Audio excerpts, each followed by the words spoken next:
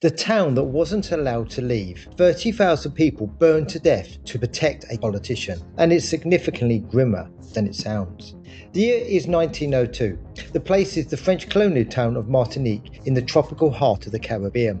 At the base of a massive lush mountain lay the city of Saint-Pierre, known across the globe as the Paris of the West Indies. It was a glittering, wealthy port filled with stone mansions, grand theatres and lucrative rum distilleries. But the mountain towering over the paradise wasn't just scenery. It was Mount Pelee, a sleeping giant that was violently waking up.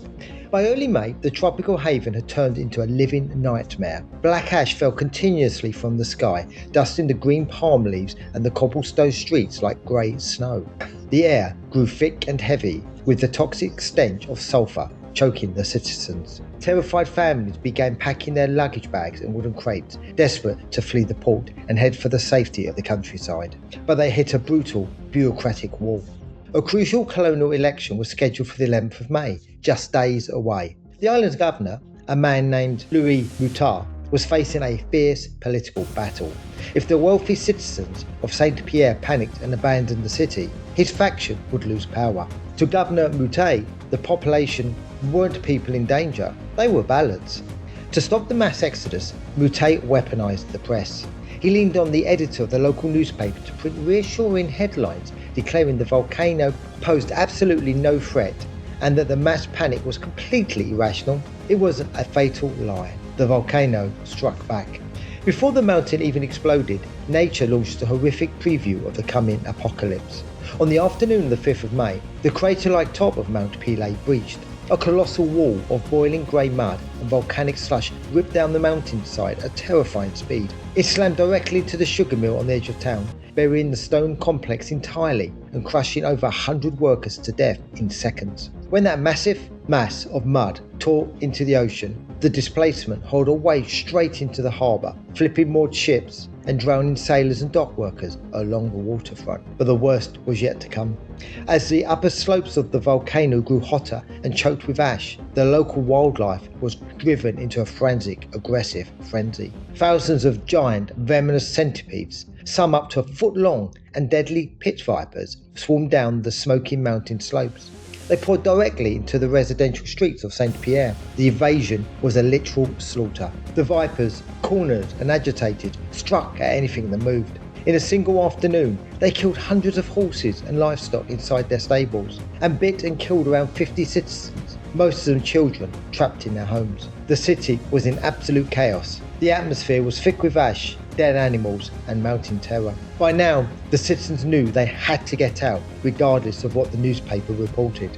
Desperate families grabbed whatever luggage they could carry and rushed towards the city gates to save their lives. But the governor valued balance over lives.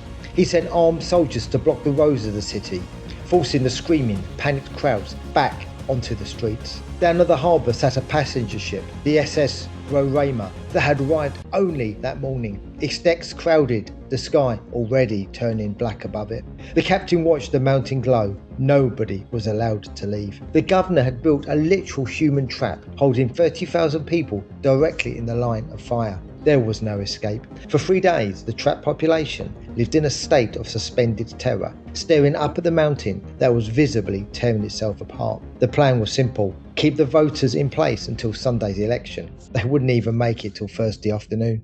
On the morning of the 8th of May, at exactly 7:52 a.m, the tension snapped. The side of Mount Pelee didn't blow upward. It ripped wide open, exploding sideways. It launched a blistering hurricane of fire, a massive, billowing cloud of superheated gas, steam, and millions of tons of glowing orange ash. The boiling wall rushed down the slope at more than 300 miles an hour. When it hit the city, the destruction was instantaneous.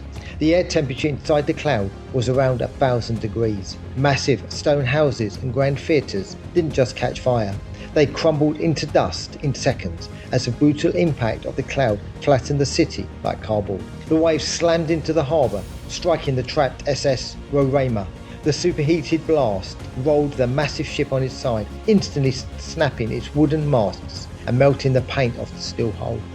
Passengers on deck were instantly vaporised by the heat. Below deck, the lucky few who survived the initial blast were trapped inside the burning iron oven, suffocating in the boiling steam. On land, There was no time to run, no time to scream. The blistering air scorched throats and lungs from the inside out with a single breath. 30,000 people collapsed mid-motion from instant thermal shock, dying at their tables or in the streets before their skin could even burn. In less than 60 seconds, the vibrant Paris of the West Indies was completely erased. The entire port became a silent, smoking wasteland of grey silt. Massive fires, fueled by thousands of ruptured rum barrels from the distilleries, burned across the ruins for days. But amid the absolute annihilation, there was a miracle. Days later, rescue teams, walking through the silent burning wreckage of the stone jailhouse, heard faint, muffled cries coming from beneath the ground. They dug through layers of hot ash and pulled open the thick, rusted iron door of a windowless, bomb-proof solitary confinement cell. Inside, heavily burned but alive, was Ludger Sylbaris. He was a notorious local drunk who had been locked up for a violent street fight the night before the eruption. The very cell designed to punish the town's worst behaviour had acted as a military-grade bunker, shielding him from the 1,000-degree firestorm. Only a handful of people lived through Saint-Pierre that day. A shoemaker on the very edge of town, a girl who fled to sea in a boat, and Sylbaris, dug out alive from the dead centre of the city, from the one place built to hold him. The story of the man who beat the volcano spread across the globe. Sylbaris was pardoned for his crimes and spent the rest of his life touring the world with the famous Barnum and Bailey circus, sitting inside a replica of his stone jail cell, billed to paying crowds as the man who survived doomsday.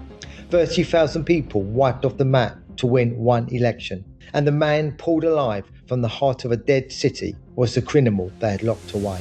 If you want to make sure you don't miss the next unbelievable piece of history the textbooks left out, hit subscribe now. See you in the next file.